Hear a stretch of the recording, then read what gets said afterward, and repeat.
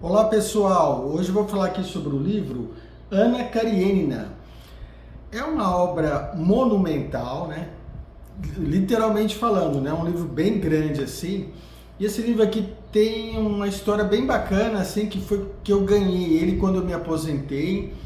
Então eu trabalhei em biblioteca por mais de uma década e aí me aposentei. E ganhei uns mimos, né? Uma homenagem super legal que fizeram para mim, né? Pelo tempo de trabalho e tal. E dentre os mimos, assim, tava essa obra aqui. Aí eu deixei ela meia de lado ali, né? Falei, bom, uma hora que der eu vou ler, porque essa obra aqui é o tipo de obra que você tem que planejar, assim, a leitura, fazer um projeto, vamos colocar assim, né? Porque ele é um pouco grande, tá? E demanda uma hora cuidado com a leitura, né? Então eu deixei ele ali. Aí tempos atrás, finalzinho de 2023, navegando nas redes sociais, eu vi da Maria Camila no Instagram falando que quem queria participar do estudo dirigido, né, do livro, né, Anna Karenina. Eu falei, poxa, vou querer sim, né, vou ler. Aí tudo bem, mas não anotei nada, nem me inscrevi nada. Eu falei, pá, depois eu vejo. Aí depois, chegando próximo do final do ano, foi dando um desespero. Eu falei, nossa, agora seria uma época legal de eu ler aquele livro, né? Tal, puxa, do Tolstói. E quem diz que eu achava como chamava a moça, como é que era o nome do estudo. Por fim consegui achar. Já tinha começado, mas eu entrei logo, acho que uma semana, salvo engano, 1 ou 2 semanas depois. Corri com a leitura e consegui acompanhar o calendário. Vou mostrar para vocês aqui o calendário, né? Então super bem organizado. Então ela coloca o material de apoio, calendário, história do autor. Poxa, super bacana aí o feedback, as aulas, né? Eu até não tive tanta oportunidade de participar dos vídeos, né? Ao vivo ali, depois eu assistia e tal, né? Mas gostei muito do grupo, né, de WhatsApp, até fiz um recorte aqui das falas, né? Algumas que eu achei super bacana, claro, preservando o contato, o nome e tal, mas eu achei super divertido, pessoal muito bacana, trocando informações, não só a respeito da obra do Tolstói, do livro Anna Karenina, mas também de outros livros, dicas, enfim. Assim, primeira vez que tinha participado, poxa, gostei muito, recomendo mesmo, né? Estudo dirigido da Maria Camila. Bom, vamos lá. Vamos falar da obra aqui. Esse livro aqui, o autor é um clássico, né? Da literatura russa, segundo, até tem escrito aqui no verso, né, que ele fala que é o maior romance de todos os tempos, né, aí a pessoa qual foi perguntada falou que é esse livro aqui, diz que é o maior romance de todos os tempos, e é lindo mesmo, tá? Então a história toda, a trama toda gira em torno de 3 casais, então vamos falar lá, a Anna Karenina e o marido dela, e o Vronsky, a Dolly e o Oblonsky, e a Kitty e o Liovin. Então são 3 casais, tá? Que gira essa trama toda. Apesar, não sei se todo mundo que leu vai concordar comigo, apesar do livro trazer o nome da Ana, né, como protagonista, vamos colocar assim, para mim quem roubou a cena foi o casal Liovin e a Kitty. E segundo o próprio livro aqui fala também, o Liovin é o alter ego do autor, do Tolstói, né? Mas eu achei que roubou, e eu vou mostrar por quê, roubou a cena por vários motivos e eu vou explicar por quê. Eu tive o capricho também de assistir ao filme, um filme recente, salvo engano, de 2013. Tem uma pegada bem diferente, parece meio teatral, né? Então eu assisti, e no filme ele dá bem ênfase à Ana, né, como personagem. Agora no livro eu achei que quem roubou a cena mesmo, como eu disse, foi o casal Liovin e Kitty. Eu separei logo no índice aqui, vou mostrar para vocês, tá? Eu fiz uns subtítulos aí das coisas que eu achei mais legal. Outra coisa que eu vou mostrar para vocês antes de começar. Eu fiz uma árvore genealógica, tá? Para poder entender que os nomes são um pouco repetidos. E uma hora chama pelo pronome, uma hora chama pelo nome, né? Então a mesma pessoa. No começo, somente no começo fiquei um pouco perdido sim, mas aí eu acredito que você, leitor e leitora, logo já vai se acostumando, assim como aconteceu comigo, e aí leitura vai embora. No final também tem um glossário com o nome de todos os personagens, quem são os personagens, tudo bem. Mas esse mapinha aqui me ajudou bastante. Então vamos recorrer aqui ao índice, né, que eu coloquei aqui. Eu coloquei lá, não existe comunismo, página 339. Né? Então vamos lá, umas coisas que me chamam a atenção. De repente o leitor e a leitora vai falar, poxa, mas eu não quero ler romance não, tal. Mas você aprende muito com esse livro aqui, com relação a tudo, né? É aquele negócio que fala, né? Não me recordo o nome de quem disse, né? O clássico é uma obra que termina sem dizer tudo que tinha para falar, né? E esse livro aqui é um caso desse. Então é um livro atemporal, você vê que ele fala aqui sobre comunismo, que não tinha nada de comunismo desde quando foi escrita a obra. Então o autor fala aqui, não há comunistas. As pessoas sempre precisam imaginar um partido nocivo, perigoso. Então ele fala que o pessoal inventa, é comunismo. Na realidade não, né? Depois o autor aqui, ele só ficava inconformado da má distribuição da renda, assim, tá? Aí o pessoal logo já pegava no pé dele, né? E contrário às suas ideias, achava estranho. Até as próprias pessoas que eram subjugadas nas fazendas do campo achavam estranho quando de repente o empregador, né? No caso o Liovin, se preocupava com eles, né? Então assim, eu achei interessante colocar isso porque recentemente estamos com a pauta aí bem polarizada, né? Então falar, cuidado com o comunismo, cuidado com a direita.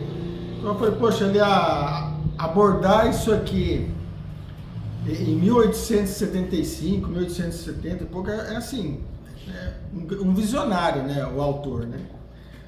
Outra coisa que me chamou a atenção, né?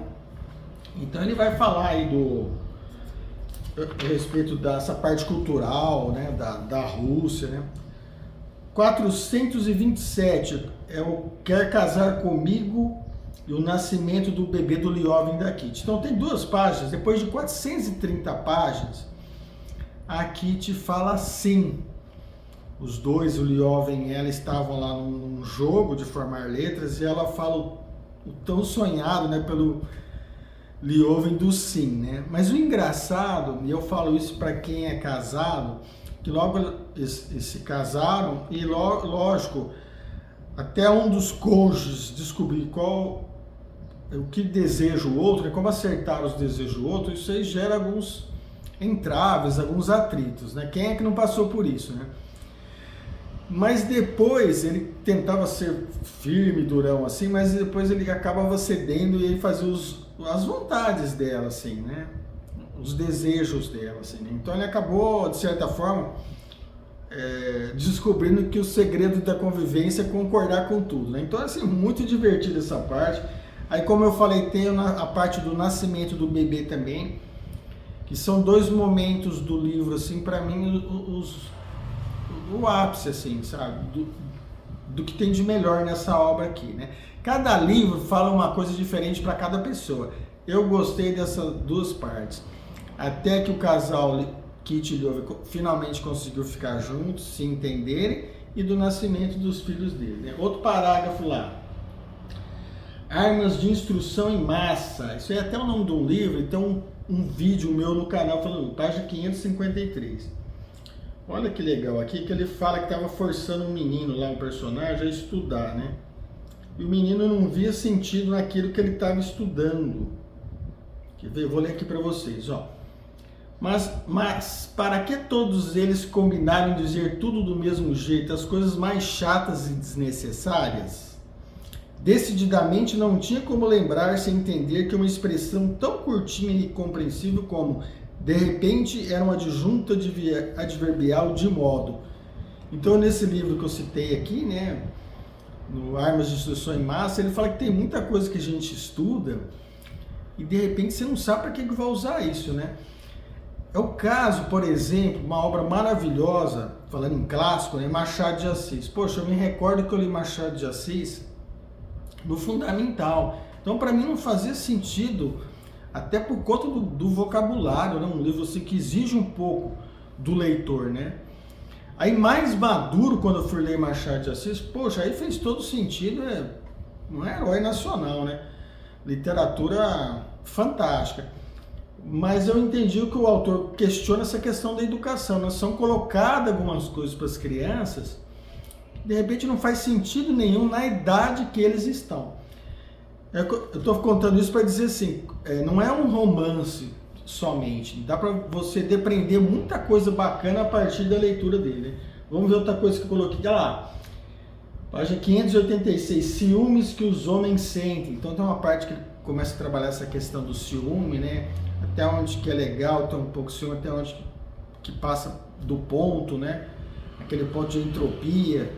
Muito interessante essa parte, principalmente do ciúme aqui da Ana com o Vronsky, né?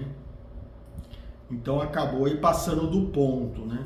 Aí leva o leitor e a leitora essa questão da confiança, né? Poxa, como eu disse, dá para você viaja na obra aqui, né? Ele fala também da parte cultural da Rússia. A Rússia ela não tinha aquela visão capitalista como o Ocidente aqui tinha, né? Ela tinha uma visão mais de expansão, mas no sentido de produzir a terra e não no sentido de obter lucro. Então dá para aprender bastante coisa com relação à forma, à sociedade. Então muitas coisas, tanto a parte moral que foi cobrado da autora da Anna Karenina, né? E de outros comportamentos que eram da Rússia nessa época aqui que foi escrita a obra, né? Onde se deu a história, enfim. Bom, eu estava falando do estudo dirigido e gostei muito de participar. E vou até deixar aqui. E o pessoal não ia comentando lá, eu fiz uma tirinha aqui, então vou ler um pedacinho, né, para vocês aqui. Vítima atormentada da sociedade, branca, rica, casada, com vários empregados, será? Aí no caso, imagino aqui falando da Anna Karenina, né? Outro participante que fez o estudo dirigido, né? Primeiro, porque entendi que era o decoro social, até conhecer Vronsky, e percebe que não fazia sentido, ao mesmo tempo estava fazendo algo que era considerado crime. Em vários momentos é a luta em seguir suas vontades e medo da descoberta, ao contrário do Oblonsky, que foi descoberto e ficou por isso mesmo. Nada mudou. Aqui ela estava falando, muito legal isso aqui que ela colocou, ela estava falando que a relação da Anna Karenina, que acabou se tornando amante do personagem Vronsky, foi muito questionada pela sociedade, cobrada. Mas tinha um outro personagem, né, que é o Oblonsky, que era casado com a Dolly, que saía com outras personagens e ninguém aparentemente não falava nada, né? Então a leitora aqui, né, acabou colocando isso aqui, eu achei interessante também, né? Para uns tudo, para outros nada, né? Então, muito legal, né? E por fim, pessoal, gostaria de dizer que eu gostei muito de ler esse livro aqui, importante, uma leitura importante, e gostei muito também de ter participado do estudo dirigido da Maria Camila, tá? Depois aqui embaixo eu vou deixar o contato dela também, né? Para quem quiser participar de estudos dirigidos, vale a pena. Ela é muito competente, ela dá um suporte muito bacana, feedback. Você se sente... E afora a turma, né, que é muito legal, né? Eu não vou citar nomes aqui do pessoal do WhatsApp aí, né, que é onde a gente trocava as ideias aí, porque eu posso incorrer no erro de esquecer alguém. E todos foram fantásticos, maravilhosos, né? Então eu vou fazer de uma das participantes, de uma das leitoras, as minhas palavras aqui, ó. Muito obrigada pelo retorno. Ah, tá, isso aqui é do... Então, tem sido uma experiência ímpar ler Anna Karenina sob a orientação da Maria Camila e com as contribuições de todos vocês. Muito obrigada pela companhia de coração. Espero que continuemos caminhando juntos durante o ano de 2024. É isso, achei bacana demais. Eu falei, uma galera super bacana. Tem muita coisa para ler aqui das tirinhas, né, das redes sociais aí. Mas eu acho que é isso aí. Pessoal, tá aí. Uma dica de leitura super bacana. Gostei muito de ter lido. Uma história maravilhosa. É daquelas que você termina de ler e os personagens ficam assim muito tempo na cabeça do leitor e da leitora. Tá aí, Ana Karenina. Gostei muito de ter lido.